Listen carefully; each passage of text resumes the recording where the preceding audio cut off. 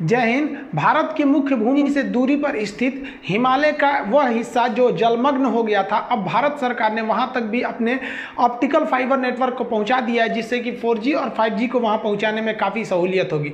देखिए, जो हिमालय पर्वत है उसको हम लोग यहाँ से देखते हैं, ये हिमालय वाला हिस्सा है, लेकिन इस हिमालय का हिस्सा कुछ नीचे इधर पूर्वी भाग में चला जाता है, म्यांमार के पास में, तो उसे आराकाम योमा पर्वत होते हैं, लेकिन इसके आगे ये समुद्र में डूब जाता है। ये इसे जलमग्न भाग कहते हैं। ये हिमालय की जो चोटियां हैं, और ये जलमग्न भाग धंसने के बाद फिर जाके जहां पर ये दृष्टिगोचर होता है, जहां ये निकलता है, वो यहां पर निकलता है। तो इसी को हम लोग कहते हैं अंडमान निकोबार।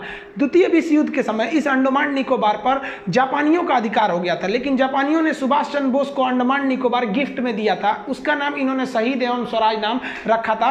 अंग्रेज जब थे तो वो यहाँ पर काला पानी की सजा देते थे। उत्तराखंड में काला पानी एक जगह है, उसको हम डिटेल वीडियो बना के बता चुके हैं, वो मई महीने में ही बता दिए थे। लेकिन ये काला पानी दूसरा है। यहाँ पर अंग्रेज जो सजा सुनाते थे, सेलुलर जेल, इस तरह से जेल थी, वो किला बना दिया था जेल को। उस समय की सबसे बदनाम जेल थी ये सेलुलर जेल। सावरकर को जब इस जेल में रखा गया था तो कोयले से इस जेल की दीवारों पर कोयले से भारतीय स्वतंत्रता का इतिहास लिख दिया था। ये क्वेश्चन भी आता है। ये सेलुलर जेल काफी उस समय का बदनाम जेल था। यातनाएं को देने के लिए जितने भी हमारे स्वतंत्रता सेनानी थे उनको आतंकवादी घोषित करके यहाँ भेज दिया जाता था कि भैया ये देशद्रोही है, जबकि वो तो आज़ादी की मांग कर रहे थे। तो ये हमारे जो मेन भूमि है उससे ये कट गया है। तो ये ज़्यादातर लोगों को लगता है, बहुत से लोग, हम लोग जब छोटे छोटे थे तो हम लोग जब सुने थे कि ये अंडमान निकोबार हम ही लोग का है तो बड़ा आश्चर्य हुआ था, ये भी हम ही लोग का है, तो ये यहाँ से यहाँ कैसे है? भाई ये हमारा अधिकार है। यहाँ पर भी ये लक्षद्वीप भी है यहाँ पर। तो अंडमान निकोबार में कनेक्टिविटी नहीं हो पा रही थी, इसलिए यहाँ से चेन्नई से लेकर यहाँ तक में ऑप्टिकल केबल बिछा दिए गए हैं। आत्मनिर्भर भारत अभियान के तहत चेन्नई से लेकर अंडमान निकोबार में समुद्र के नीचे से केबल बिछाया गया है, वो वायर को बिछाए गए हैं। ये लगभग 2300 किलोमीटर है। अब ये ऑप्टिकल फाइबर के हो जाने की वजह से जो मेन लैंड से यहाँ हमारी जो टेलीकम्युनिकेशन जो स्पीड है वो इस ऑप्टिकल फाइबर की मदद से यहाँ तक जा सकती है। डायरेक्ट वहाँ टावर के थ्रू उतना स्पीड नहीं जा पाता है। अब यहाँ से अब सिंपली समझिए कि 4G जो होता है उसका मैक्सिमम स्पीड आप 300 MB पर सेकेंड ले जा सकते हैं, और वहीं अगर आप 5G की बात करेंगे तो 5G जो है तो मैक्सिमम 10 Mbps जा सकता है, यानी 10 GB के डाटा पर सेकेंड आपका मोबाइल अगर 5G है तो ले सकता है, एकदम हाई स्पीड में ले सकता है। लेकिन इसके लिए क्या है कि मान लीजिए आप यहीं से सप्लाई दीजिएगा 10 MB का, तो वहां थोड़ी ना जाएगा 10 MB या 10 GB। 100% कोई भी चीज़ नहीं पहुंच पाता है। बीच में उसका कई सारे जो डाटा होते हैं वो लॉस करते हैं, स्पीड भी लॉस हो जाती है। तो आपको हाई फ्रीक्वेंसी यहाँ पहुंचाना पड़ेगा, इसीलिए इतना वायर को बिछाया गया। अब इसको बिछाने के लिए करोड़ों रुपए खर्च आए। वो पैसे कहाँ से आए? इस पैसे को लाया गया था AGR के द्वारा। AGR किसे कहते हैं? Adjusted gross revenue.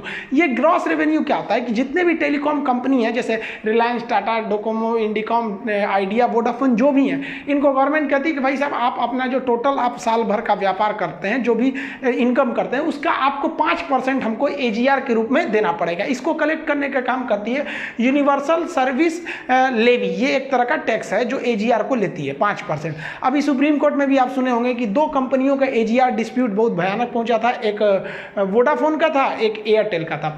वोडाफोन का तो भाई पिछला हिसाब क्या था, ये तो हज को खरीदे थे। एयरटेल ने तो ये तक कह दिया था कि अगर AGR जो है हमारा जो बाकी हुआ डिस्प्यूट है, अगर ये नहीं हुआ तो हमें टेलीकॉम कंपनी को बंद करना पड़ेगा, क्योंकि इन लोग का तो कमर तोड़ दिया। जियो आके लास्ट आया, लेकिन इतना फास्ट आया कि सबको सुला दिया। तो खैर ये एक अलग मैटर है AGR। लेकिन इन्हीं लोग के AGR जो था, इतनी कंपनियां थी, आप सोचिए ना, रिलायंस जियो के करोड़ों कस्टमर है, उनसे 5% भी लीजिएगा AGR के रूप में, बहुत बड़ा अमाउंट बन जाएगा। ये अमाउंट को BSNL को दिया गया और BSNL इस केबल को बिछाई है। तो आत्मनिर्भर भारत इसीलिए कहा जा रहा है कि BSNL ने इतना बड़ा काम कर दिया, जबकि ग्लोबल 10 कंपनियां, चाइना, अमेरिका की जो कंपनी है, वर्ल्ड लेवल की MNC कंपनियां हैं, वो इसके दौड़ में आगे थी। BSNL ने खुद इसको बिछा दिया। देखिए ऑप्टिकल फाइबर होता क्या, जिसे हम प्रकाशिक तंतु कहते हैं, और इसको बिछाने की क्या क्या चुनौतियां होती हैं। आप बचपन में इस तरह का मेला में, दशहरा में इस तरह का एक इंस्ट्रूमेंट बड़ा मिलता रहता था, नीचे से लाइट जला दी, ऊपर चमकेगा। ये क्या होता है? यही होता है ऑप्टिकल फाइबर। ऑप्टिकल फाइबर कुछ नहीं होता है, एक मतलब शीशे की, पहले तो शीशे की आती थी, अब तो इसको प्लास्टिक का ही बना दिया गया। तो उसमें क्या है, खाली खोखला जगह होता है इस तरह का। देखिए एक खाली पाइप होता होता है, इसी को कहते हैं प्रकाशिक तंतु ऑप्टिकल फाइबर। इसमें क्या होता है, अगर आप लाइट को दीजिएगा तो उस साइड चला जाएगा। जैसे हम यहाँ से टॉर्च जलाएंगे तो टॉर्च की लाइट जाती है तो बिखर के कुछ दूर बाद खत्म हो जाती है, लेकिन अगर हम उसको एक पाइप के द्वारा भेजेंगे टॉर्च की लाइट को, तो उस पाइप के रास्ते से वो एनर्जी का लॉस नहीं करेगी और टकरा के आगे पहुंच जाएगी। इस आप रेड वाले हिस्सा में देखिएगा, ये जो रेड लाइट निकल रही है ये यहाँ पे आ रही है, इसके बाद टकरा के यहाँ चली जा रही है। यहाँ पे बस इतना ध्यान रखना चाहिए कि यहाँ क्रिटिकल एंगल जो होना चाहिए इसका ना, क्रिटिकल एंगल से इसके वैल्यू को थोड़ा सा ज़्यादा रखना पड़ता है। अब ये क्रिटिकल एंगल क्या चीज़ होते हैं, ये फिजिक्स का टॉपिक होता है। और एक चीज़ और चीज़ होना चाहिए कि यहाँ से ये एनर्जी सोर्स बाहर ना निकले, वरना यहीं पे खत्म हो जाएगा। अगर आप इसको बाहर निकलने से रोक देते हैं तो ये यहाँ से जाएगा, यहाँ टकराएगा, यहाँ ऐसे ऐसे घूमते रह जाएगा। अब आपको डिपेंड करता है कि इसको कितना लंबा इस पाइप को आप रखते हैं, इस शीशे के पाइप को।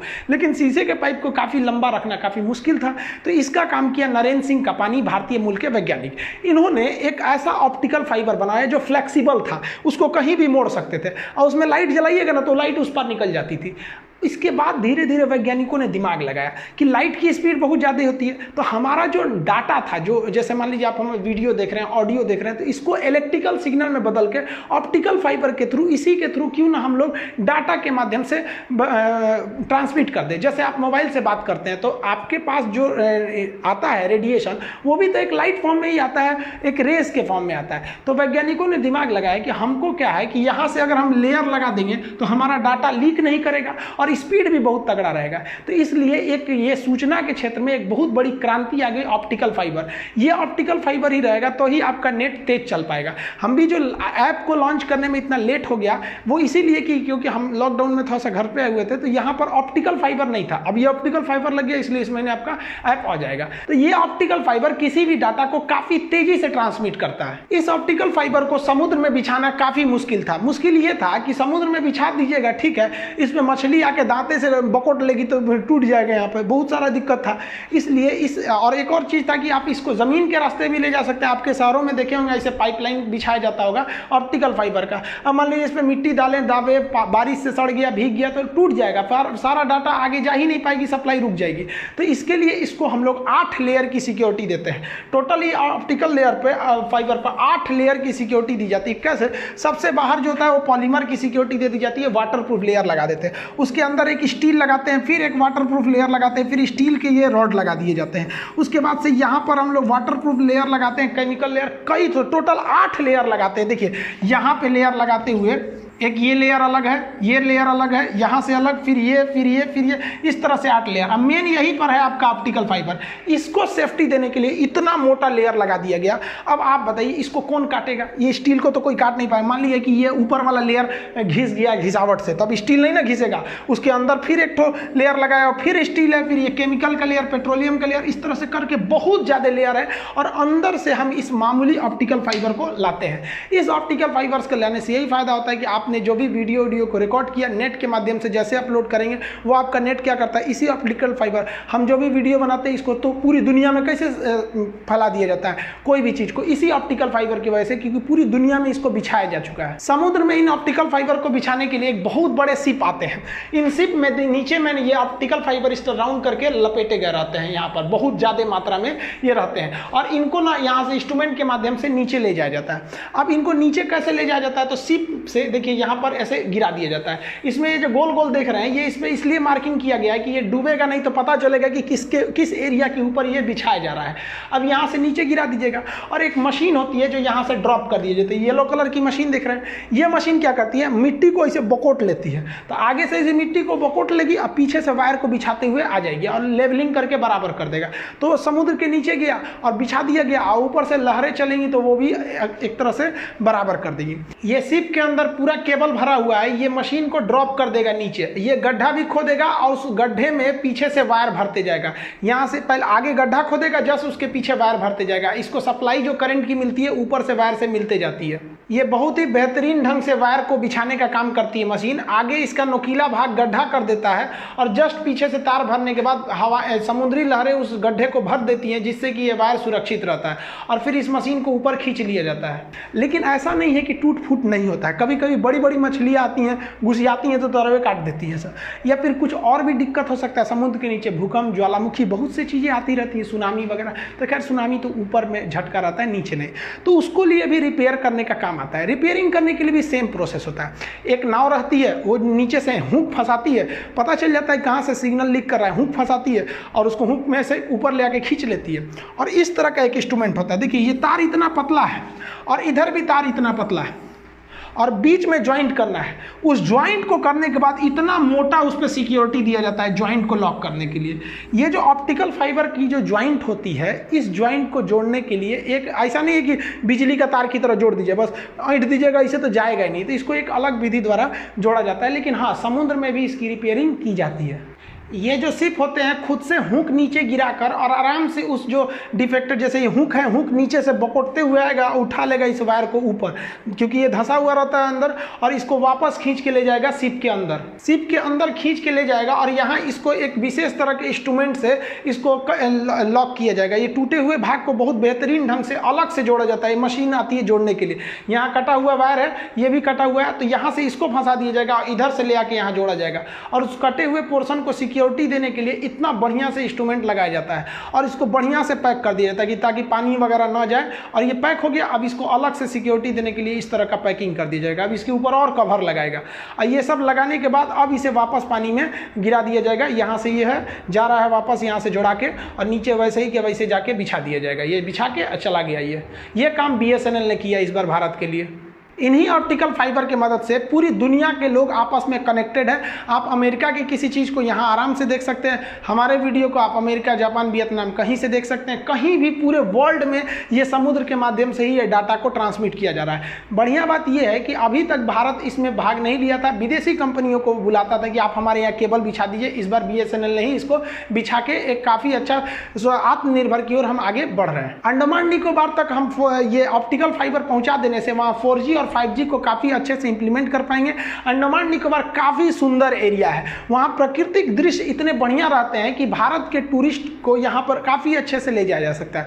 लेकिन भारत के ही टूरिस्ट लोग स्विट्जरलैंड चल जाते हैं घूमने, सिंगापुर घूमने चल जाते हैं, उनको यहाँ आने की फैसिलिटीज़ नहीं है। और दूसरी क्या है कि यहाँ पर अगर आ भी जाते हैं, कभी मान लीजिए उन्हें वीडियो कॉल करना हो गया, वीडियो बनाना हुआ, या कोई मान लीजिए हम ही चले गए अंडमान निकोबार घूमने, हम सोचते हैं कि मान लीजिए वहाँ एक हफ्ता रहेंगे तो वहाँ पर 1-2 वीडियो बना दे, तो नेटवर्क ही नहीं अच्छा था। अब इतना बढ़िया नेटवर्क हो गया वहाँ पर भी, अब वहाँ से भी कोई भी चीज़ नहीं रुक सकता है। टेलीकम्युनिकेशन हो सकता है, टेलीमेडिसिन हो सकता है। और हमारी जो वहाँ पर तीनों सेना रहती है, आपको पता है, थल सेना, नौसेना, वायुसेना, तीनों सेना, तो उन्हें भी डाटा पहुँचाना है। तो जो अनसिक्योर डाटा है वो तो यहाँ से आराम से हम लोग पहुँचा सकते हैं या उसमें एक सिक्योर लाइन भी भेज सकते हैं। इससे काफ़ी मदद मिलेगा खास करके अंडमान निकोबार के लोगों को कि जो भारत से एकदम कनेक्ट, एक तरह से बिछड़ चुके थे, एक तरह से उनकी कनेक्टिविटी टूट गई थी। गवर्नमेंट जो है ना 5G को लाने का एकदम बढ़िया से प्लान बना लिया है और बहुत ही सोच समझ के गवर्नमेंट आगे बढ़ रही है। धीरे धीरे एक बार में न करके जो 5G के लिए जो इंस्ट्रूमेंट लगने हैं, 5G तो केवल स्पीड दे देगा। अब मान लीजिए हम तगड़ा इंजन ले आ दिए कि बुलेट ट्रेन का स्पीड लेके चला है जापान से बुलेट ट्रेन, अब पटरी नहीं है उसको चलाने के लिए, तो कहाँ चलाइएगा, खेत में नहीं ना दौड़ाइएगा। तो गवर्नमेंट धीरे धीरे बड़ा अच्छा से काम कर रही है कि जैसे जैसे पैसा आ रहा है इन्वेस्ट करते जाओ, एक ही बार धीरे धीरे आराम से हम लोग 5G को लॉन्च कर सकते हैं। इससे कि हमको हुआवे पर ज़्यादा डिपेंडेंट नहीं रहना पड़ेगा, हमारी खुद की कंपनियां इसमें आगे बढ़ सकती है, जिसे BSNL ने साबित करके दिखाया है। मिलेंगे अगले वीडियो में, तब तक के लिए।